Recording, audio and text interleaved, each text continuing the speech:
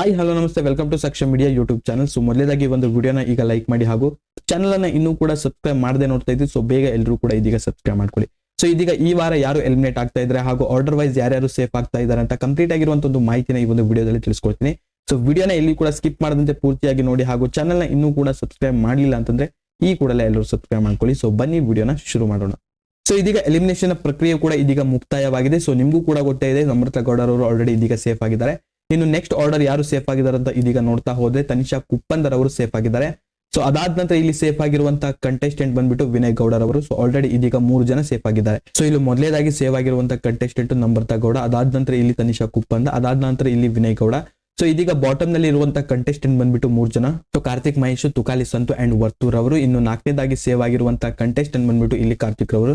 So ಇದೀಗ bottom 2 ನಲ್ಲಿ ಇರುವಂತಹ ಕಂಟೆಸ್ಟೆಂಟ್ ಬಂದ್ಬಿಟ್ಟು ವರ್ತೂರ್ ಸಂತೋಷ್ ಹಾಗೂ ತುಕಾಲಿ ಸಂತೂರ್ ಅವರು.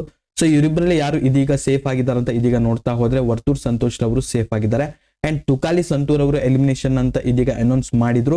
ಬಟ್ ಇಲ್ಲಿ ಅವರು ಎಲಿಮಿನೇಟ್ ಆಗಿಲ್ಲ, ಬಟ್ ನೋ ಎಲಿಮಿನೇಷನ್ ಅಂತ ಹೇಳ್ಕೊಂಡು ಇದೀಗ ಅವರು ಕೂಡ ಸೇಫ್ ಆಗಿದ್ದಾರೆ. ಸೊ ಹೌದು, ಈ ವಾರ ಯಾರು ಕೂಡ ಎಲಿಮಿನೇಟ್ ಆಗ್ತಾ ಇಲ್ಲ. ಸೊ ಎಲ್ಲರೂ ಕೂಡ ಇದೀಗ ಸೇಫ್ ಆಗಿದ್ದಾರೆ.